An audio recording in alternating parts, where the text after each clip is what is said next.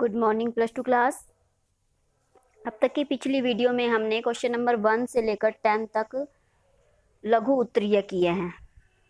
तो आज हम क्वेश्चन नंबर 11 शुरू कर रहे हैं, लेसन नंबर 2 मुगल कालीन चित्रकला का। तो उसका 11वां क्वेश्चन है, राजस्थानी तथा मुगल शैली की एक समानता और एक असमानता लिखो। समानता, दोनों शैलियों में लघु चित्रों की रचना हुई थी कि दोनों ही शैलियों में लघु चित्र यानी छोटे चित्र की रचना हुई थी। असमानता, मुगल शैली में अधिकतर चित्रों में चारों ओर सुंदर हाशिए बनाए जाते थे, परंतु राजस्थानी शैली में चारों ओर हाशिए नहीं बनाए जाते थे। कि मुगल शैली में अधिकतर चित्रों में चारों ओर हाशिए होते बाउंड्री की बाउंड्री बनाई जाती थी, जबकि राजस्थानी शैली में चारों ओर हाशिए नहीं बनाए जाते थे। उसके बाद हमारा क्वेश्चन नंबर है 12, मुगल शैली के चित्रों के दो प्रमुख विषयों का वर्णन कीजिए। मुगल शैली का जन्म राजस्थानी तथा ईरानी शैली के मेल में हुआ, इसलिए इस शैली पर दोनों शैलियों का काफी प्रभाव रहा। मुगल शैली में वैसे तो कई विषयों पर चित्र बने, परंतु निम्नलिखित दो विषयों पर सबसे अधिक चित्र इस शैली में बनाए गए, जिसमें पहला है हमारा व्यक्ति चित्र। मुगल काल में बहुत से व्यक्ति चित्रों का निर्माण हुआ, यानी कि व्यक्ति के चित्र, इंसानों के चित्रों को बनाया गया। अकबर को व्यक्ति चित्र बनवाने का बहुत शौक था, वह स्वयं अपना चित्र बनवाने के लिए भी बैठता था और उससे बहुत से अमीर उमराव के चित्र भी बनवाए। कि उसने बहुत सारे अमीर लोग जो होते थे उसके आसपास, उसके दोस्त रिश्तेदार, उनके चित्र भी उन्होंने बनवाए थे। जहांगीर ने भी अनेक व्यक्ति चित्रों का निर्माण करवाया, उसने नूरजहां का व्यक्ति चित्र बनवाया।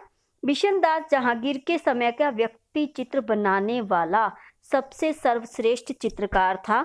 इस प्रकार मुगल काल में व्यक्ति चित्रों का निर्माण हुआ कि वहाँ उस समय के जो राजा थे वो व्यक्ति चित्र बनवाने के बहुत ही शौकीन थे, वे अपने भी बनवाते थे और दूसरे लोगों को भी व्यक्ति चित्र बनवाते थे। सेकंड पॉइंट हमारा प्राकृतिक चित्रण। मुगल काल में प्राकृतिक का बहुत सुंदर चित्रण हुआ है कि प्राकृतिक की चीजों को बहुत चित्रित किया गया है। इस समय पेड़, पहाड़, नदियां, पौधे, फूल, पशु, पक्षियों आदि के सुंदर चित्र बने हैं। जहांगीर के शासनकाल में झूल पर बाज पक्षी, झूले पर आएगा, यहाँ पर झूले पर बाज पक्षी का चित्र अंतरराष्ट्रीय ख्याति प्राप्त कर चुका है। यह चित्र उस्ताद मंसूर नामक चित्रकार द्वारा बनवाया गया था कि उस्ताद मंसूर जो थे वो पशु पक्षियों के चित्र बनाने के सर्वश्रेष्ठ चित्रकार थे। इसके अतिरिक्त मुर्गियों के सुंदर चित्र बने हुए हैं। इस प्रकार मुगल शैली में प्राकृतिक का सुंदर चित्रण हुआ है। उसके बाद हमारा क्वेश्चन नंबर आता है 13, मुगल शैली में भित्ति चित्र होते हैं जो दीवारों पर चित्र बनाए जाते हैं। भित्ति चित्रों के चित्रण की विधि कि किस विधि के द्वारा इन चित्रों को बनाया जाता था। मुगल चित्र भित्तियों पर यानी दीवारों पर या सूती कपड़े या कागज पर बनाए जाते थे। कि मुगल जो चित्र थे भित्ति दीवारों पर बनाए जाते थे, सूती कपड़े पर या कागज पर। और अधिकांश लघु चित्र हैं कि अधिकांश क्या हैं, बहुत छोटे चित्र हैं। उनके चित्र विधान की सबसे बड़ी विशेषता यह है कि उनके चित्र बनाने की सबसे बड़ी विशेषता यह है कि अधिकतर चित्रों को कागज पर ही बनाया गया है, परंतु 3 या 4 कागजों को चिपकाकर एक मोटा कागज तैयार किया जाता था। फिर उस पर गेरू से या कत्थई रंग से, ये रंगों के नाम है जिनसे रंग प्राप्त होते थे, कि चित्रों को सीमा रेखा को बनाया जाता था, कि उनकी आउटलाइन की जाती थी, जिसे टिपाई कहा जाता था। फिर उसके पश्चात पारदर्शी सफेद रंग से 3 या 4 बार लेपा जाता था। कि चित्र की जब रूपरेखा तैयार हो जाती थी, बाउंड्री तैयार हो जाती थी, फिर उसे पारदर्शी सफेद रंग से 3 या 4 बार लेपा जाता था। उसके पश्चात फिर से रेखांकन किया जाता था कि उस आउटलाइन, उस बाउंड्री को दोबारा से रेखांकित किया जाता था, जिसे सच्चा टिपाई कहते हैं। फिर चित्र में 2 या 3 बार स्पॉट रंग भरे जाते थे, जिसे रंगमेजी कहते थे। इसके बाद चित्र को एक चिकनी शिला पर यानी किसी चिकनी चीज पर, चिकना पत्थर होता है उस पर उल्टा करके उसे ऊपर से दबाया जाता था, घोटा जाता था, यानी उसके ऊपर दबाव दिया जाता था, जिससे कि चित्र में चमक आ जाती थी। फिर उसके साथ ही जिस रंग की कमी महसूस होती कि जब घोटने के बाद लगता कि यहाँ पर रंगों की कमी है तो उसे फिर से वहां लगा दिया जाता था, जिसे गद्दकारी कहा जाता था। इस प्रकार घोटने से रंग चमकदार मीनाकारी के समान प्रतीत होते थे। तब पुनः अंत में सीमा रेखा के अंकन से आकृति और चित्र के प्रत्येक भाग में फिनिशिंग करते थे, जिसे खुलाई कहा जाता था। अंत में खतसाज का नक्काश उसके चारों ओर सुंदर बेल बूटों से सज्जा करता था, जिससे एक संपूर्ण चित्र तैयार हो जाता था। तो ये हमारे मुगल कालीन में भित्ति चित्रों की बनाने की विधि थी। ये बहुत इंपॉर्टेंट होती है, इसे आपने जरूर लर्न करना है। जहांगीरकालीन भारतीय सुंदरी शीर्षक चित्र की चित्र का नाम है भारतीय सुंदरी, उसका वर्णन करना है हमने। जहांगीर के शासन काल में मानव आकृतियों का जितना सुंदर चित्रण हुआ, इतना सुंदर चित्रण पहले कभी भी नहीं हुआ। भारतीय सुंदरी शीर्षक चित्र पर श्री राय कृष्ण दास ने विस्तार से प्रकाश डाला है, यानी बिल्कुल पूरा प्रकाश उस पर डाला है, उसे पूरा बताया है कि वो कैसे बना था। इस चित्र में एक सुंदरी शिव पूजा के लिए एक हाथ में माला और दूसरे हाथ में फूलों की डाली लिए हुए जाति चित्रित की गई है। यह बहुत ही सुंदर चित्र है। इसमें कान, गले, हाथों में पहनाए गए आभूषणों ने उसके शारीरिक सौंदर्य को और अधिक बढ़ा दिया है। मुगल कालीन चित्रों की पराकाष्ठा का यह अनूठा उदाहरण है। इसमें शरीर की सुंदरतम आकृति, वक्ष सौंदर्य, नाभि की बनावट उच्च कोटि की कही जा सकती है। इस चित्र में अलंकारिकता के साथ साथ स्वाभाविक सौंदर्य परिलक्षित होता है, यानी दिखाई देता है। इसके बाद हमारा क्वेश्चन नंबर 15 है, मुगल शैली के पतन के बारे में आप क्या जानते हैं? कि मुगल शैली का पतन कैसे हुआ, इसके बारे में विचार स्पष्ट करने हैं। मुगल शैली के पतन के चिन्ह शाहजहां के समय से ही दिखाई देने लगे थे, क्योंकि शाहजहां की चित्रकारी से अधिक वास्तुकला में अधिक रुचि थी। उसने अनेक सुंदर सुंदर किले तथा भवनों का निर्माण करवाया, जिसमें से आगरे का ताजमहल और लाल किला विश्व प्रसिद्ध है। वास्तुकला होता है किसी भी भवन का, किसी जगह का, इमारत का निर्माण करवाना, ये होती है हमारी वास्तुकला। शाहजहां के शासनकाल में जो चित्रकार थे वे उन पर दरबारी कायदे कानून के प्रतिबंध थे। वे स्वतंत्र रूप से चित्रकारी नहीं कर सकते थे। इस प्रकार इस समय मुगल शैली की चित्रकारी का ह्रास हुआ। कि उसकी चित्रकारी का ह्रास होने का कारण ही यही था कि उस समय के जो चित्रकार थे वो अपनी स्वतंत्रता से कोई भी चित्रकारी नहीं कर सकते थे।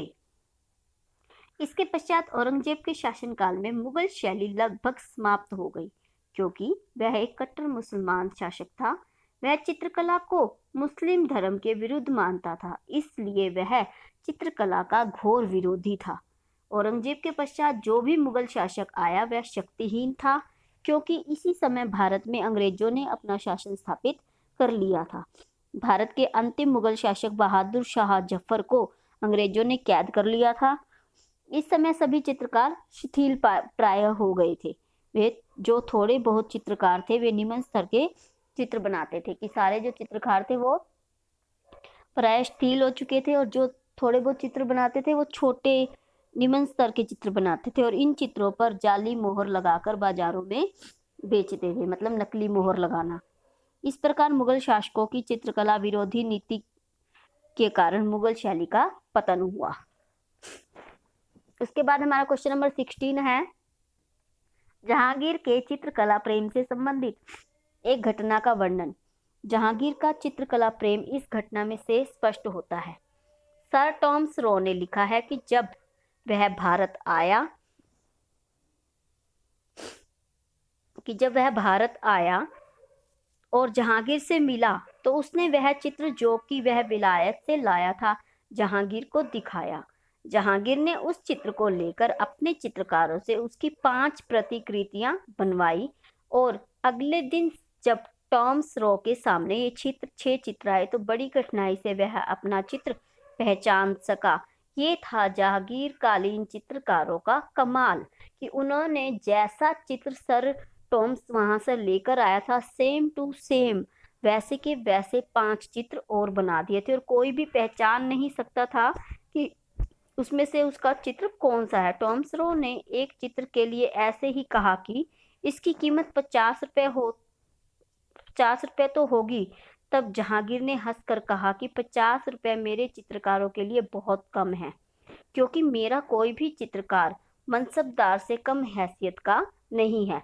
मनसबदार होते थे उस समय के सबसे अमीर लोग, उनसे उनकी हैसियत मेरे चित्रकारों की कम नहीं है। इसमें टॉमस रो पर बहुत प्रभाव पड़ा। उसने जहांगीर की इस बात की बहुत ही प्रशंसा की कि वह चित्रकारों को कितना चाहता है और कितने आदर भाव से उन्हें रखता था। मुगल कालीन चित्रकला के रंगों पर प्रकाश, ये क्वेश्चन हम नहीं करेंगे। इसके बाद हमारा क्वेश्चन नंबर 18 आ जाता है। दारा शिकोह का चित्रकला प्रेम पर प्रकाश डालो। शाहजहां के ज्येष्ठ पुत्र, ज्येष्ठ यानी बड़े पुत्र शहजादे दारा शिकोह को भी चित्रकला से बहुत प्रेम था। उसने अपने चित्रकार नियुक्त किए हुए थे, उन्होंने अपने खुद ही सिलेक्ट किए हुए थे अपने चित्रकार। उसके निजी बहुमूल्य चित्रों के एल्बम से उसका कला प्रेम स्पष्ट होता है। इस एल्बम के चित्रों पर दारा के हस्ताक्षर हैं।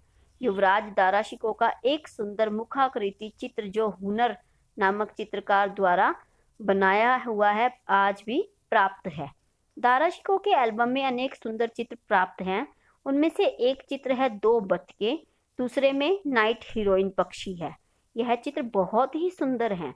दारा शिकोह का घुड़सवार के रूप में एक चित्र इंडियन म्यूजियम कलकत्ता में प्राप्त है। उपरोक्त एल्बम व चित्रों से दारा शिकोह का कला प्रेम स्पष्ट होता है कि जो एल्बम उनकी हमें मिली है उससे उसके प्रेम का पता चलता है कि वो चित्रकला प्रेमी था। उसके बाद हमारा क्वेश्चन नंबर 19 है। अकबर कालीन मुगल शैली के चित्रों को कितने भागों में बांटा गया है कि अकबर के समय में जो चित्र बने थे उनको कितने भागों में बांटा गया है। अकबर कालीन मुगल शैली के चित्रों को 5 भागों में बांटा जा सकता है, जो इस प्रकार हैं। सामाजिक चित्र, इसमें जीवन के विभिन्न भागों तथा त्योहारों तथा उत्सवों आदि के चित्रों का उल्लेख है। भारतीय महाकाव्यों या कथाओं के चित्र, इन चित्रों में विषय भारतीय काव्यों जैसे रामायण, महाभारत, नल दमयंती कथा, निषेध चित्र, हरिवंश, सरित सागर आदि पर आधारित हैं। उसके बाद है आधारित काव्य या कथाओं या फारसी कथाओं के चित्र।